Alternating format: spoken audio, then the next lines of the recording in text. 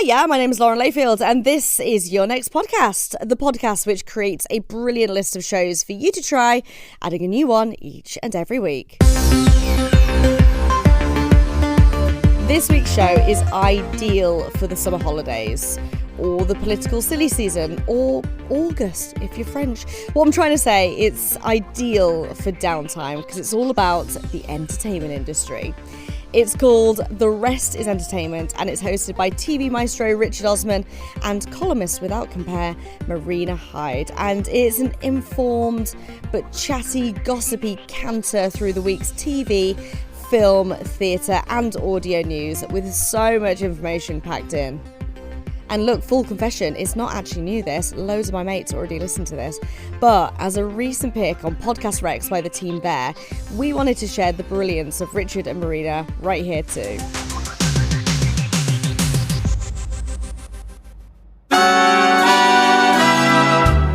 Hello and welcome to The Rest is Entertainment with me, Marina Hyde. And me, Richard Osman, a brand new podcast all about film, TV, showbiz, gossip. Music, celebrity, scandal, all the fun things that you escape to, we will be covering every week.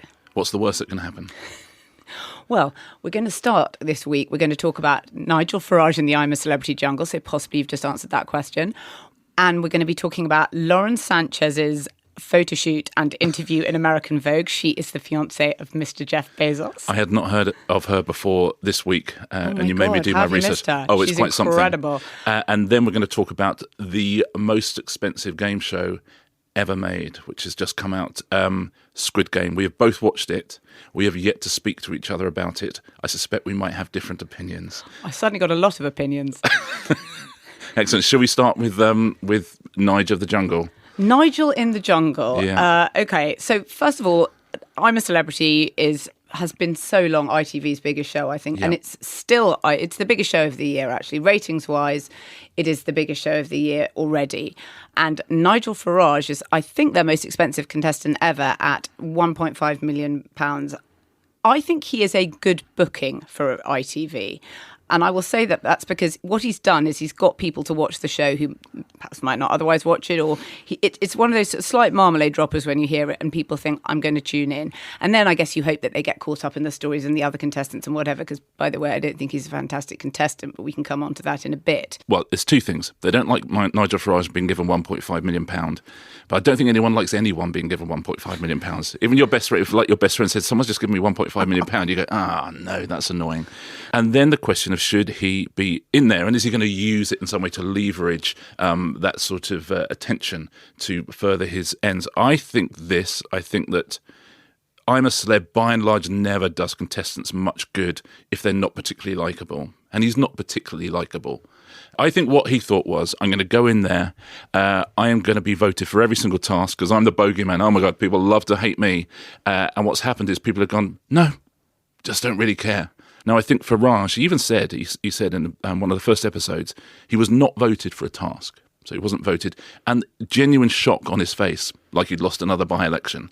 Okay, so he had that thing like, oh no, the dolphin has got more votes than me.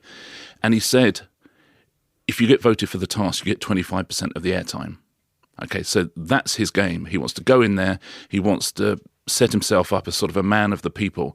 But the beautiful thing about reality TV is you can try and be whatever you want, but people find you out. The trouble with Farage, I think, is that he's actually, and why he's not an interesting contestant, is that he's a very boring man. He has no sort of hinterland whatsoever. Can you imagine him listening to music? If he did listen to any music, it would be like a sort of CD that would have come free on the Sunday Times in about 2001. Absolutely no interest in anything. I once interviewed him and asked him for his favourite film, and genuinely, he couldn't think of the name of a movie. And in the end, he just had to say something. And he suddenly remembered Richard Curtis as an idea and said, I think it would be one of those Richard Curtis things, so he was a really emotional human, and said, Love Actually, it was the only one he could remember clearly. He literally, I was thinking, just say The Great Escape, say The Dam Busters. I mean, God, it's not hard. All I'm thinking of now is what's my favourite film.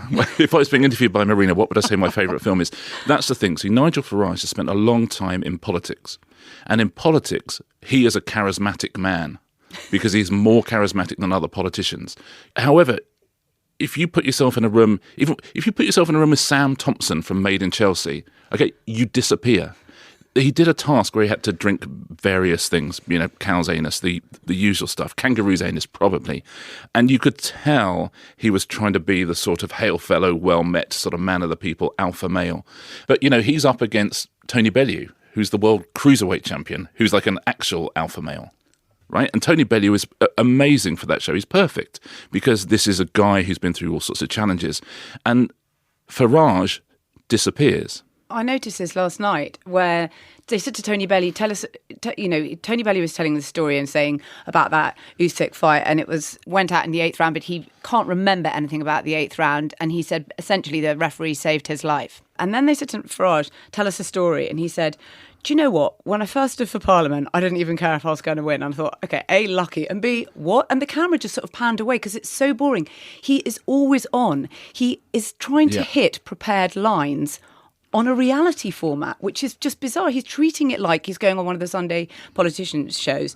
For a start, he had quite a few sort of prepared jokes. Yes. So he'd be like, I have some snakes. I've met some snakes in the European Parliament. And then, when he had to eat someone's anus or rather, he said, oh, what was the thing? I think I got the back end of this deal. And I was thinking, you've got about 4 days left of this material. And then you're kind of on your own with your own personality, which isn't enough. See, when people say ITV shouldn't have booked him, the BBC should not have booked him 30 times for Question Time, is the truth. Because Question Time is easy for Farage. Because again, he's up against people who have zero charisma usually. And something like that is what Boris Johnson is very good at. If he knows he's got 3 minutes to answer a question, he knows he can say exactly what he wants. And so long as he keeps going, nothing will come back at him. In the jungle, you can't do that. In the jungle, you could say occasionally he tries to say something political. Fred Sirius is the only one who really picks him up on stuff, and you can see finally Farage is like, this is what I'm here for. I'm going to talk about the fact that there's too many immigrants coming into the country, and you think, nice, this is not where we are. And Fred is actually sort of doing some useful things around the camp. You're just like one of your dad's friends. But he does this he goes to the Bush Telegraph, which I guess is the equivalent of Big Brother's diary room or something like that. Yeah. And there was a sort of monologue he did where he said, a lot of people are saying, just what about little old me? What happens if Conservatives lose the next election?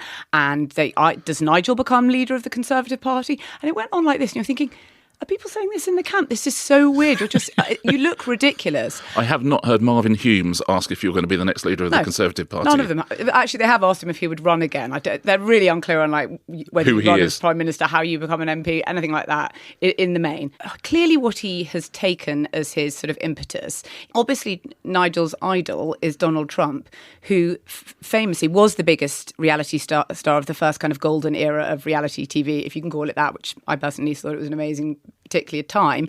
But Trump, as the host of The Apprentice, the US Apprentice, had he not done that, he would not have ended up as US president. It was absolutely key. It kind of put him right into everybody's homes. He became a sort of famous person again, having been a kind of a big deal in the 80s. And I guess Farage thinks he can use I'm a Celebrity to parlay his way back into some. If it does happen to him, by the way, and if he does somehow, and he does become readmitted to the Conservative Party and become significant and senior within it, it won't be because of this show. But anyway, Richard, can you just, as someone who obviously has lots of reality TV experience, can you talk to me about booking? The booking. See, it's interesting with Farage. So he's got 1.5 million, which is a lot. And ITV know he's not a great booking. He's an okay booking because, mainly I think honestly, because people don't really think he's authentic, so they wonder who he really is. Okay, so that's an interesting booking, because like Matt Hancock, you think, I don't know, I have no idea who you are. And the generation who grew up watching reality TV knows that they will find something out about this person. They know the first 3 days he's going to do his pre-prepared lines and then the mask will slip. So it's an interesting booking in that regard. Here's the thing. When they're booking that show, you want to get a mix of people, right? So they've got Marvin Humes and Josie Gibson. So that's the ITV mainstream absolutely covered off. That's the show pony stable. Beautiful. That's people, absolutely, we feel safe, we feel at home. They know Sam Thompson is going to be very funny. And he's people slightly recognise him but don't quite know him yet. So they know they've got someone to introduce to the wider public who the wider public are going to love. Nella, they're thinking, great, we've got sort of a YouTuber, that's the obsession with all these things, is have we got a YouTuber? It's like when Strictly got Joe Sugg on. They're like, we got a YouTuber, guys, we got a YouTuber. The klaxon goes off. What they didn't have there was perhaps somebody older, somebody more mainstream and more establishment who, you sort of want that. They were in talks with a lot of people. Mix. They were in talks with Boris Johnson. They were in talk. I know. I mean, he would be a nightmare. I mean, that I would watch because he really would show himself up. He got quite far down the line, I think. I think he, at some point, well, I guess he'll see what happens to Farage, which in my view won't be a whole lot. Yes. And then he will decide whether or not to do it. But he'll get desperate eventually. So they get attention, not money.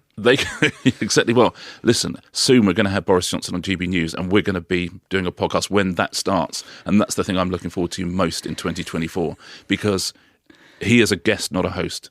He is going to be a terrible, terrible host, and they will have paid him an awful lot of money. And like everyone who pays Boris Johnson an awful lot of money, they are not going to get their money's worth. But I digress. They get him in a golden handcuff still, and then it's them wearing the handcuffs, yes. But so with Nigel Farage, I think they didn't have that elder statesman figure. So they're thinking, well, we've got to get one. Les Dennis is doing Strictly, so we can't have Les. And so, Farage is in a situation where they want him, of course. I get it. Should they want him? But, you can argue it either way, but they want him. They've probably got quite a lot of money left over in their budget because of some of the other names on there, I would think. Because I think they've got really good people on there. But, Nella is not going to cost you a load of money. Grace Dent wouldn't have cost you a load of money. Danielle Harold, who's brilliant. Fantastic, who I love. she might win. So Jamie Lynn Spears would have cost you some money. Yeah. But no one else. So you've got plenty of money left over. And if Farage is sort of saying, well, I want 3 million, and you're saying, well, I'll give you 500,000, and suddenly you're at 1.5 million and the advertisers are going to cover it, and it seems fine, and you've got 3 weeks until you've got to get your whole lineup put together, then that's when you end up paying. It's not like they thought, get me Farage, we will throw every bit of cash we have at Farage. You get to the stage when you're booking something when you have a gap, and it comes down to only one person's going to fill that gap, and you have a sum of money left, and you think, oh, okay, So he got very lucky there. It's a slightly different format, and I guess we'll talk about this in a minute when we talk about Squid Game as well. But because that does require more of a psych test, they do have a sort of psych test to see whether people are mentally up to these things. Do you think they do the same with the celebrities, or are you just regarded as like you're already in public life of a sort, and yet, therefore you don't go through the same sort of thing you'd go if you're going through Big Brother? I mean, I was talking to people who are involved in Big Brother this year, and they say, oh yeah, the cast you end up with are basically the fourth choice of a full cast. So you're kind of like 80 people in, essentially, because all the other ones above have failed the psych test because they're not mentally up to it. The Criminal Reviews Board, stuff comes, but they do it all the time. Yeah. There's very, very few people out there who want to be on shows who don't have some sort of criminal conviction somewhere. So the psych test is interesting. I was looking through, because Grace Dent pulled out this week, I was looking through the people who have pulled out of I'm a Celeb over the years. Freddie Starr, Brian Harvey, Daniela Westbrook, Katie Price, Gemma Collins, John Lydon, Richard Madeley. Wow. All of those people have pulled out. They wouldn't be your first picks when you think of some of the contestants. I'm putting all of those together. That's a show. Would watch. Yeah, it's an interesting one, and celebs, things that I think Farage is allowed to smoke, for example, and I think various people, you can ask for 1.5 million plus. I need a pillow. He's got a huge rider. Yeah, I mean, he's such a diva. Little old me. Talk about little old me and talk about himself in the third person. That's the trouble. You're sort of watching someone who takes himself fantastically seriously. And as a person who always says, I don't take myself too seriously, it's like, well, you do though, don't you? Yeah, otherwise you wouldn't keep it. You can show us that in your behaviour rather than telling us that. See, that's the thing. Farage exists in opposition to people, right? His entire rise and the rise of what he believes in exists in opposition. And he's always weaponised people who disagree with him.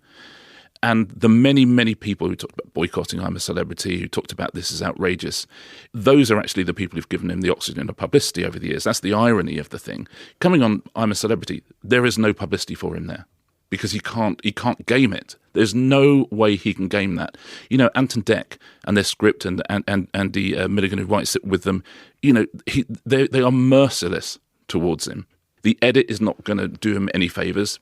It's not, it's not being mean to him because that, by and large, is not what you do in a reality edit, even though people think that you do. So he has no control. He has nothing to weaponise.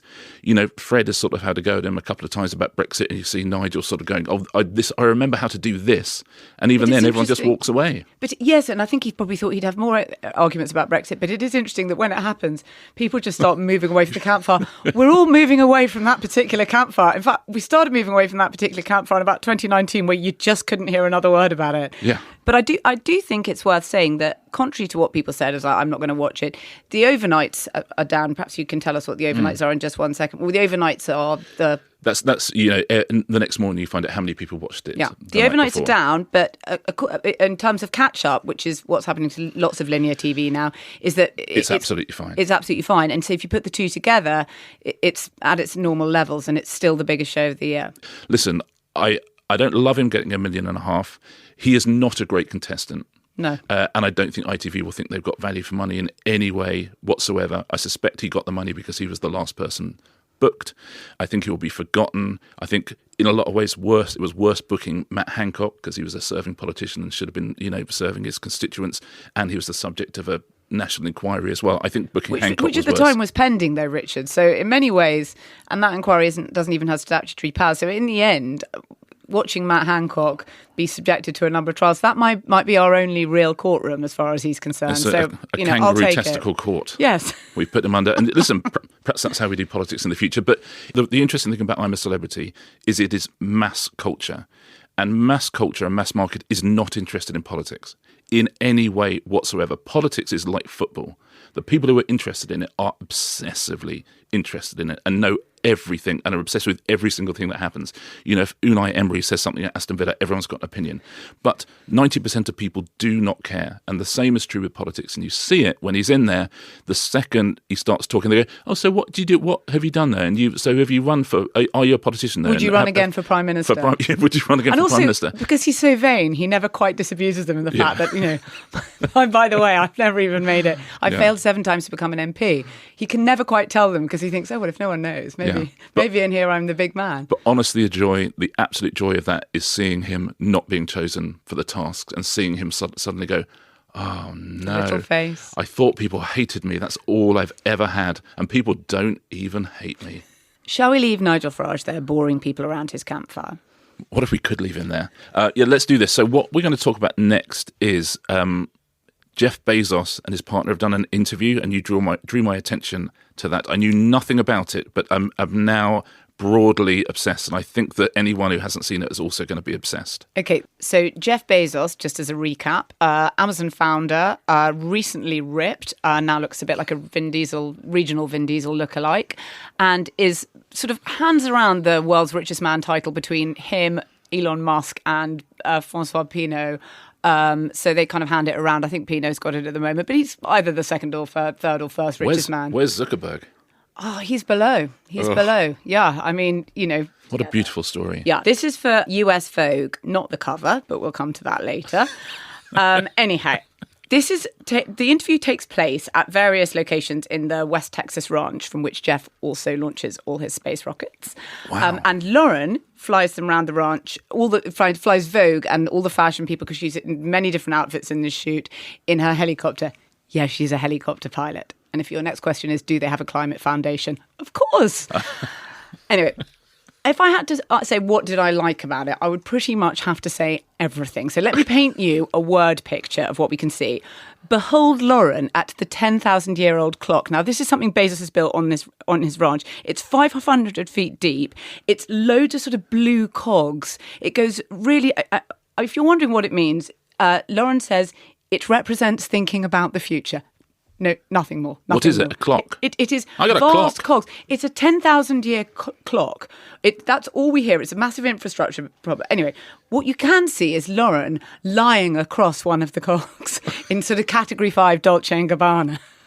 Anyway, next, behold her in the Blue Origin space facility itself, in one of those in a sort of gold, again, I think Dolce & Gabbana dress that honestly looks like one of those foil blankets they give you after a disaster. Maybe this photo shoot. Literally everybody, by the way, is now looking up this online. So just wait till the end, and we'll all look together. And then Lauren and Jeff in the front seat of a truck. Now, Jeff is wearing a cowboy hat, a very fitted black T-shirt he's got ripped in recent years. Has he? And he's also wearing Lauren, who's draped over him, along with various sort of leather bracelets and so on. The Bezos Sanchezes would like you to know that they are extremely hot for each other in this interview. The reason I really love this interview is because I've been asked to write for Vogue a few times, and I never end up doing it because I always say, I know you think you want my writing in Vogue, the sort of thing I write in The Guardian, but actually, when it comes to it, you'll be like, oh no, we can't have this in our magazine. And the last time I did it, someone said, well, what would you say about Kris Jenner? And I said, well, the Kardashian mater familias, as it were. And I said, I would say that she is one of the hardest women on the planet, but yet not Armenian. It was the husband who is Armenian. Therefore, perhaps she's a succubus and sucked all the Armenian out of him, leaving him, Robert Kardashian, a man so wet that he would end up being played by David Schwimmer in a TV adaptation of the OJ trial. And they said, no, you're right. Probably we wouldn't have that in Vogue. Anyway, but the writer of this, Chloe I've never read Vogue, by the way. Oh, well, I mean, I'm assuming I just do it for the pictures. Okay. I read Q. Anyhow, but it's very hard. You're not really allowed to be funny, and you're not. Anyway, the writer of this, Chloe Mal, has done an unbelievable job because it is an absolutely hysterical, as you can see, profile and interview. But Lauren will have loved it. Which I sort of love. Someone actually, when I first started writing on tabloid newspapers, said to me, tabloid journalism is about doing people over and then having them ring to thank you in the morning, which I thought was exceptionally bleak. But this is an example of that because Lauren will have absolutely loved it. Can I just give you some of my favourite facts from this interview? Yes, please. Okay. 7 people refer to Lauren as a force. Which is quite euphemistic. That's that really is euphemistic. Yeah, like when a friend comes around and goes, no, listen, she takes a while to warm up. Okay. For a recent present, Jeff bought Lauren a mug reading "Woke up feeling sexy as hell again," and yes, he got it for her on Amazon. What? Oh my goodness, that's awful. He thinks I might. Do you know what? I might pull my books from Amazon. Yeah. Wow. Okay. Note to Big publishers. swing in the That's first a joke. podcast. Big swing. Yeah. He thinks that her intuition is so beyond limitations of other humans that she has almost witchy powers. Really? She clears up the fact that on the bed, I don't know if you've seen there, but he's got the biggest yacht in the world now, a sort of trireme that is called Koru, and it's so big it has to have its own support yacht that trails along behind it that has boring little stuff like the helicopter pad and some other things. As I say, they've got a climate foundation. And on the front of this thing is a sort of large-breasted figurehead in a diaphanous thing, a wooden thing on the prow of this boat. And a lot of people thought it was Lauren. Lauren uses this interview to point out that it isn't her, because if it would have had bigger breasts. So what's Bezos's motivation for doing this interview? He doesn't need publicity. Well, that's a really interesting thing. I actually think, first of all, you would think that the shoot is by Annie Leibovitz, and you would think that it looks like a parody of an Annie Leibovitz shoot, but you would think that they would demand the cover, because when you're a big celebrity or a big whatever, you demand the cover. And actually, I've done TV Choice twice. Did you get the cover? Yeah. No, I'm saying I've got Did you say TV if I Choice don't get the cover, I'm not doing it. Yeah. Both times with Zander, but listen, you'll take it. That's showbiz. I know it was John Leibovitz, who's he's with a big Polaroid. But what people say about Bezos is that he really, people ask why are you in the prestige TV? Why is Amazon into streaming? Why is Amazon sort of bankrolling films? He was so excited when they got their first Oscars. They got some for Manchester by the Sea, like a pretty depressing film. But he'd picked it up as a distributor, really. And he was so thrilled that he was going to be anywhere near the Oscars, the Golden Globes. He's a guy who really wants to go to the Golden Globes, Jeff Bezos. He gives big parties around it. He really wants to be part of that sort of thing. And she obviously clearly wants to be famous, and so they've agreed to do this. And despite all the opprobrium that people have laughed at this interview, but they want it so much. I suppose it's because they don't need to do it, but they want it so much. And so you're looking at two people who genuinely have obviously everything in the world, but really want to be famous. But also perhaps, he's got that very, very typical, slightly dweeby male thing of saying, look at my girlfriend. And yes. it's a really expensive way of saying, look at my girlfriend. There's a fantastic quote in it where she said, people are talking about her clothes, which are, quite out there. She doesn't leave a huge amount of the imagination, Lauren. And she says, I always found it interesting that people say, well, Lauren, you definitely dress more for men. I actually dress for myself. And then from the corner of the room comes this little voice. It's Jeff saying, but it works for Jeff. Oh my God. No, I actually am going to take my books off Amazon. I'm so sorry. That's, Anyway, but there's a very good paragraph in this interview that says, Lauren wakes up thinking about how to help people, says Elsa Collins, co-founder of This Is About Humanity, an organisation supporting separated and reunified families at the US-Mexico border. Very good cause, obviously, which recently received $1 million from Sanchez. 1 million. Okay, he earns $205 million a day. Okay, so this is like someone on the average UK salary giving about 35p to charity. I mean, why does no one call them a philanthropist? The Bezoses are what I would call philanthropists. but also, I don't think that's what she does wake up thinking about. Oh, no. That's my... 100% She's waking up clear. thinking, I need a wee. Or she's thinking, is it late enough I can do spelling bee? New York Times. Has Homes Under the Hammer started yet? She's not waking up thinking about the charity. And if she is, it's because she forgot to do something the night. She's going, I forgot to send that check to the Mexican people. Oh, that's annoying. Oh, listen, I'll do it later. But it's a hell of a person to get married to. Oh, she's brilliant. Isn't it? She's planning an all-female space mission. Is she? Next year, in the Blue Origin craft, which I just like. Good luck, space. I mean... The bits I've read, I've quite warmed to her. Oh, I have to say. She's a force. Yeah. Richard, she's a force. She takes a while to warm up. She is literally takes 0 seconds to warm up. She is on from the start. She'd be a fantastic I'm a Celebrity contestant, let me tell you that. Oh, unbelievable. I mean, listen, she doesn't need the money. No, unlike for all Farage. time. But she likes the fame. Yeah. I've just been looking up that mug on Amazon. You're not kidding. So it woke up sexy as hell again, $11.99. And it's included in Amazon Prime. Absolute steal. I'm amazed he didn't pay wholesale for it. But also, she should say, woke up sexy as hell. She goes, I wake up thinking about the problems at the Mexican border, my friend. So enough of this. That Either make a mug of that or shut up. Yeah. Shall we talk about the single most expensive game show ever made, which is Squid Game, which is just launched on Netflix. We've both watched it. We've deliberately not spoken to each other about it. It is an extraordinary production. So it's a kind of live challenge version of Squid Game. So Squid Game is the biggest show in the history of Netflix. Been watched over 1 billion times, added over $1 billion to their sort of net worth. An extraordinary piece of TV. And now they've gone to Studio Lambert, who make all sorts of brilliant TV shows. Traitors, Gogglebox, Race Across the World, yeah. Undercover Boss, millions of great things. And they have made this TV version of it in an enormous hangar-like set near Bedford. So it's a UK production, made by a UK production company. International contestants, as long as they're English-speaking. I loved it. I absolutely adored it for a number of reasons, which I'll go into. But what was your initial thought? I thought it was unbelievably accomplished and amazing, but for various reasons, which I'll also go into, I found it fantastically bleak.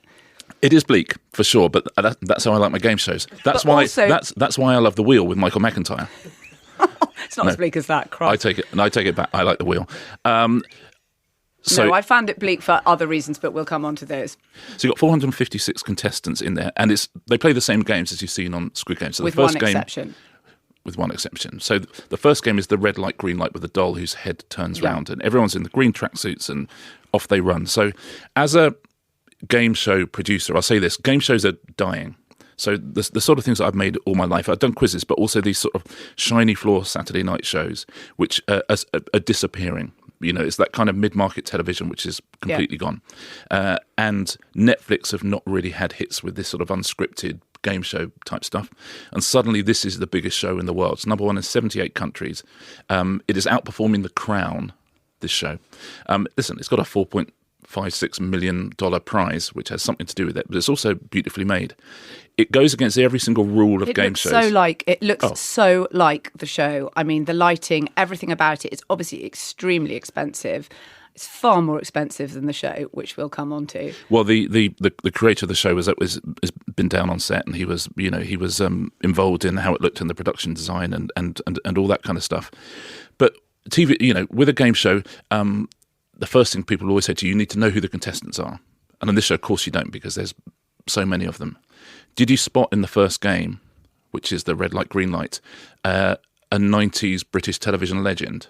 No, I didn't. Amongst the contestants. He got knocked out in the first round, but you can, if you go back over it, Wolf from Gladiators is in there. Shut the front door. 71 years old, Michael Van Wyck, and he is in that. Oh my Yeah. God, that's incredible. Well, that just shows you. I mean, it was really interesting, that game, because I was thinking, how are they going to do this? How are they going to deal with, like, they found a way to have people speaking about their backstories before the game starts to camera, so you kind of get invested.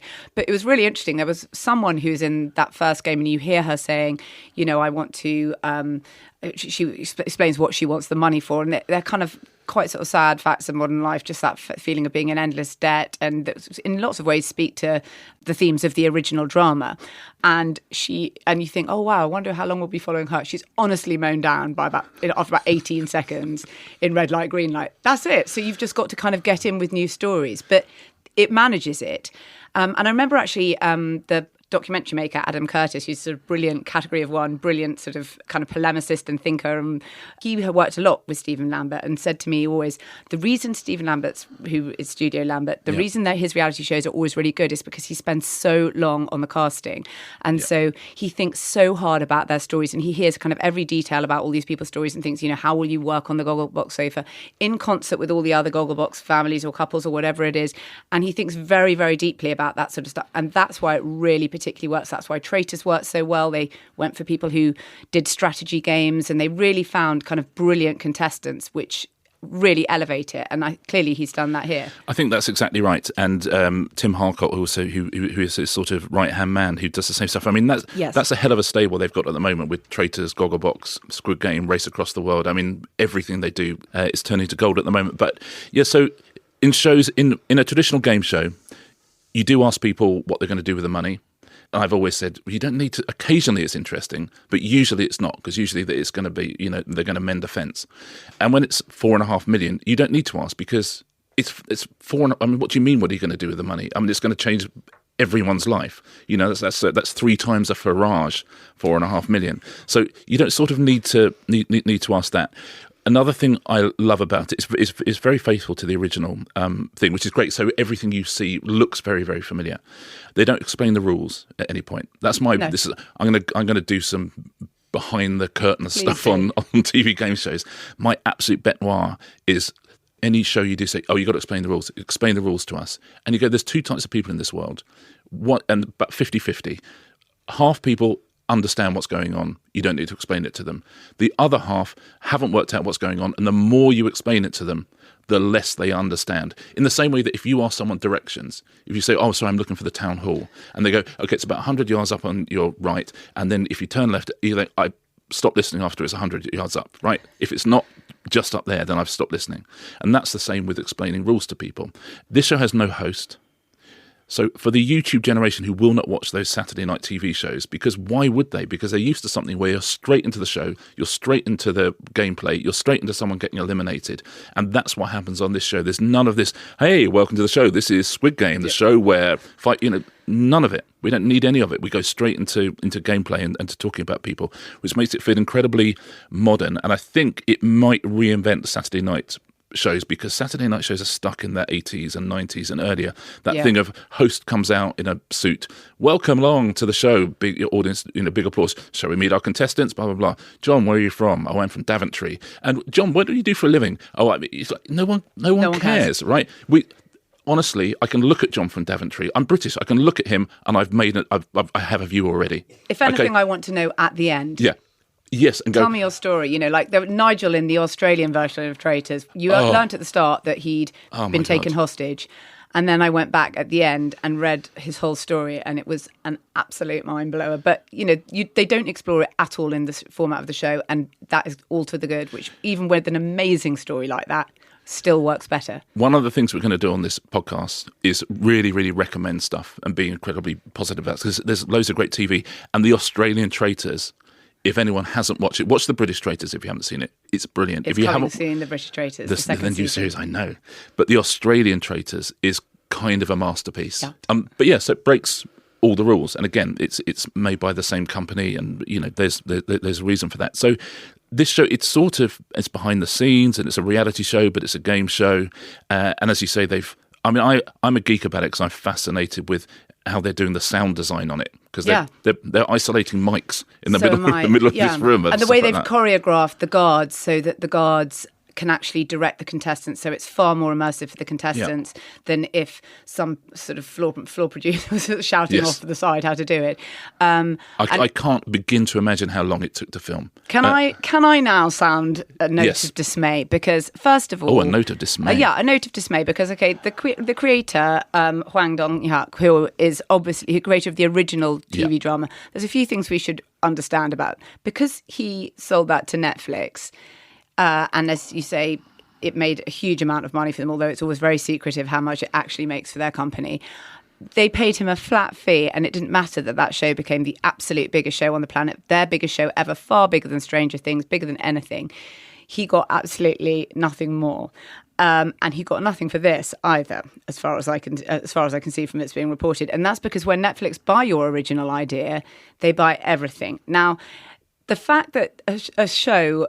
I mean, it's really interesting. When you do a TV deal, and I'm doing a development deal for an original idea, and I'm in the middle of one at the moment, but every time I've done one of these deals, and every time any writer has done a deal like this for TV writing, you'll say it takes ages to do, and you'll say to your agent, how's it coming along? And she'll say, nearly there, and it weeds on a couple of things.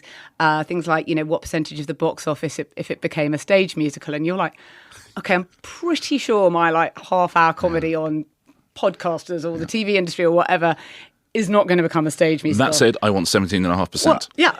Well, the Squid Game... They're offering 15. No. Okay, we're walking. We're going to Amazon. I'm very good friends with Lauren Sanchez. I know Jeff. Huge. Yeah. I will never say that again, though, because Hwang Dong-hyuk probably thought, okay, I'm pretty sure that my peak TV, prestige TV, very dark satire on capitalism that it features a game show is not ever going to become a game show. Yeah. Well, here we are.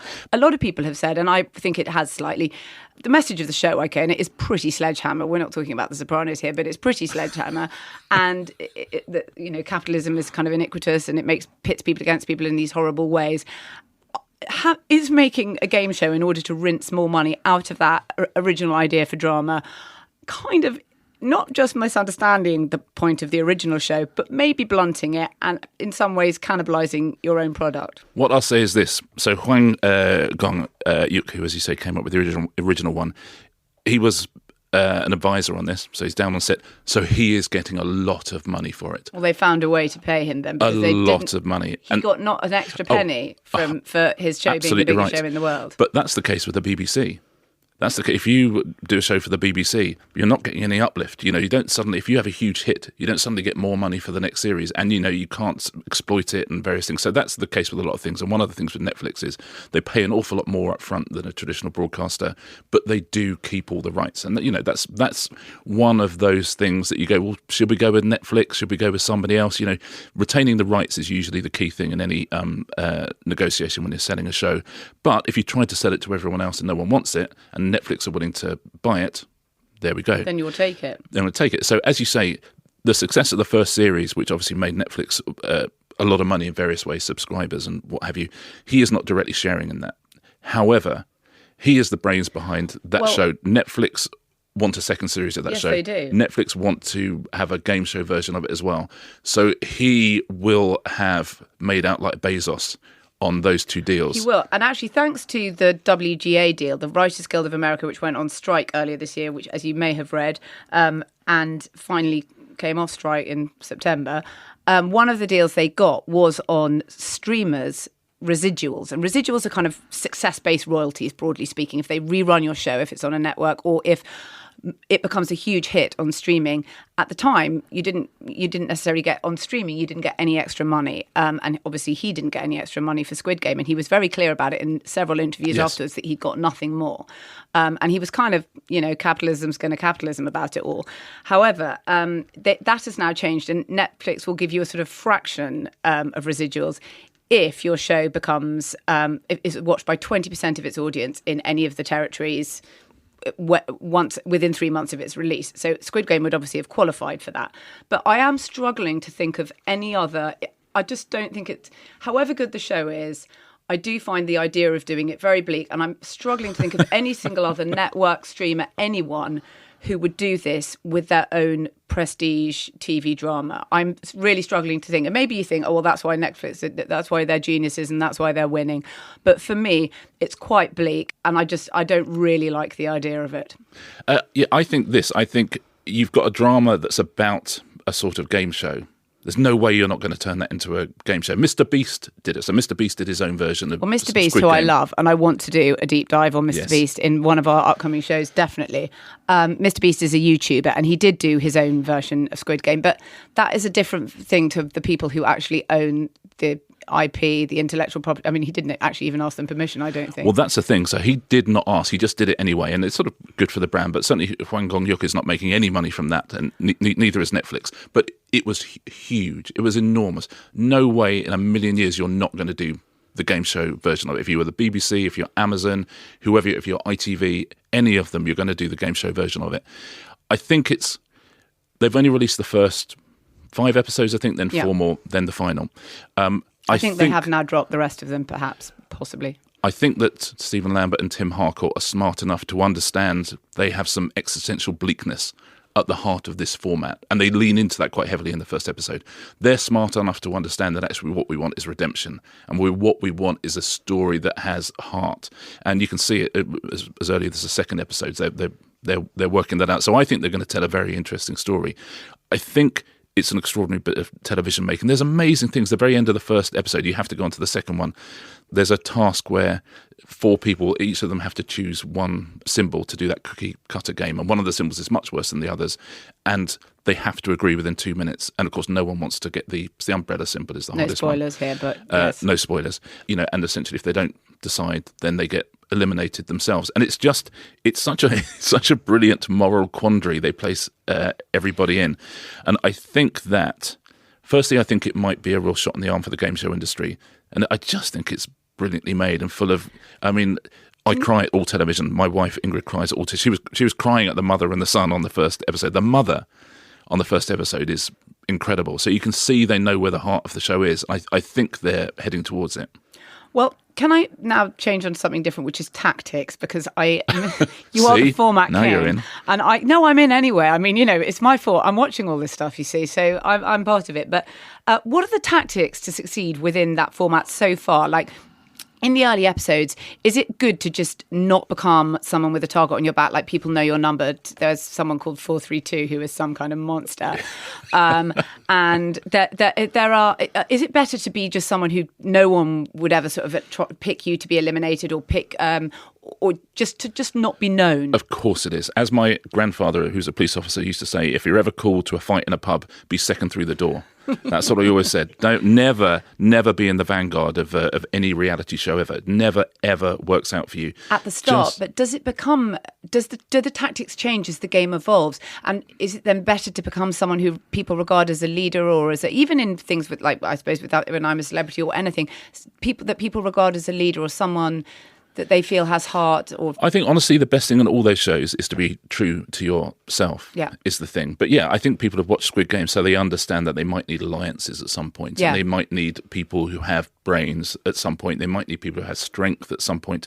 It's interesting how literate the players are. Yes. of the, as you say, it's great that we don't have to have the rules explained, but people are so literate of these formats now, and they understand what's, so as I suppose, as Farage was doing, talking about 25% of airtime, people really understand, like, that they might need alliances. They understand far more than we did in the early days of reality TV, where people were just like, oh, we've got some cameras on people, and no one knew how to behave. Yeah, honestly, I think it's a show slightly. It's a reality show mixed with a game show in a way I've never quite seen before.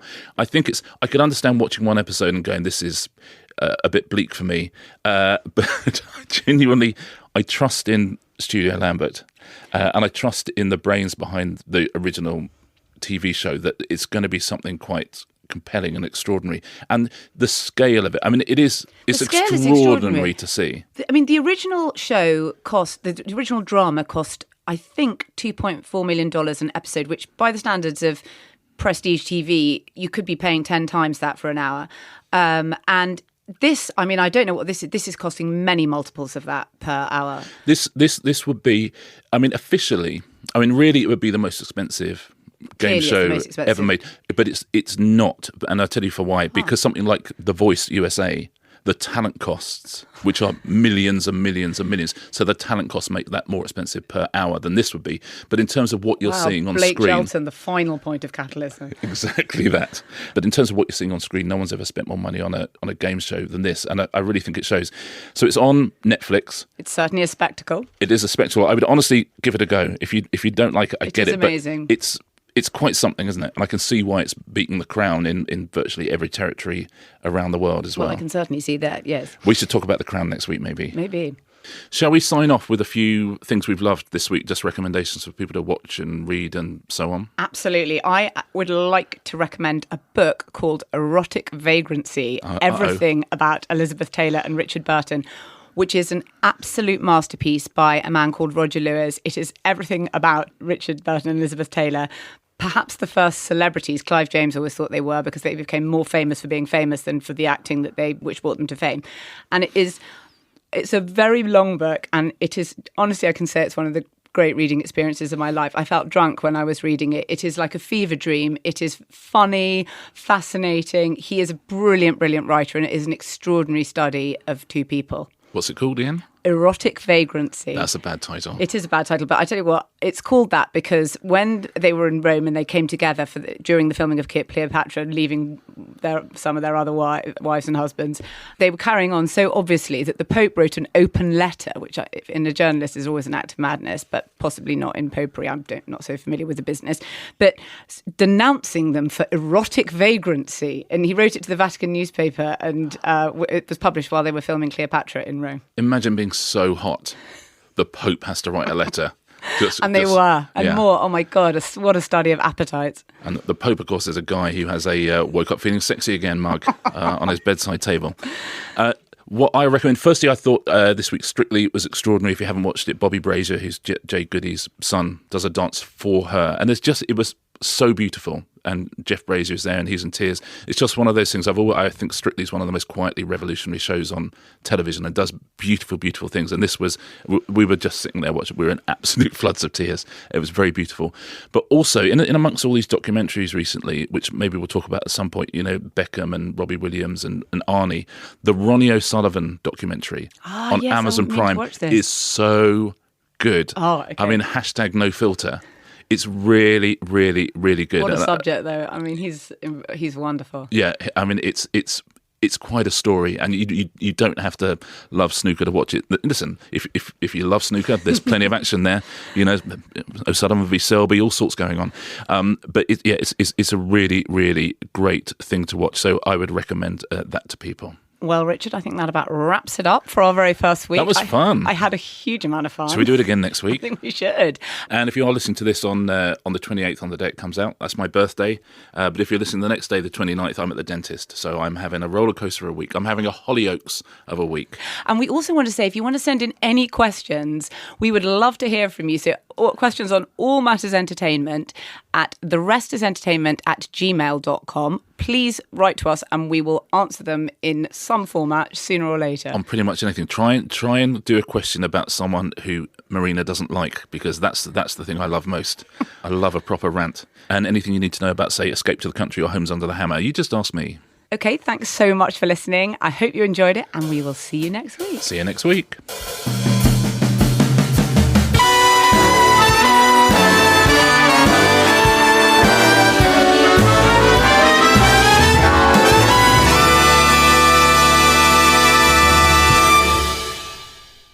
You need to scurry immediately to The Rest is Entertainment for bucket loads more facts about TV and Radio Land. Honestly, you will not be able to stop quoting these two. It's so brilliant. To find the rest of the episodes of The Rest is Entertainment, and there is a lot, head to wherever you listen to your favourite shows. And once you've tapped follow for that show, maybe on Amazon, Apple or Spotify, don't forget to tap follow for this show too, so you can find your next podcast. All my recommendations from the whole series will also be on Podcast Rex at www.podcastrex.com. That's www.podcastrex.com.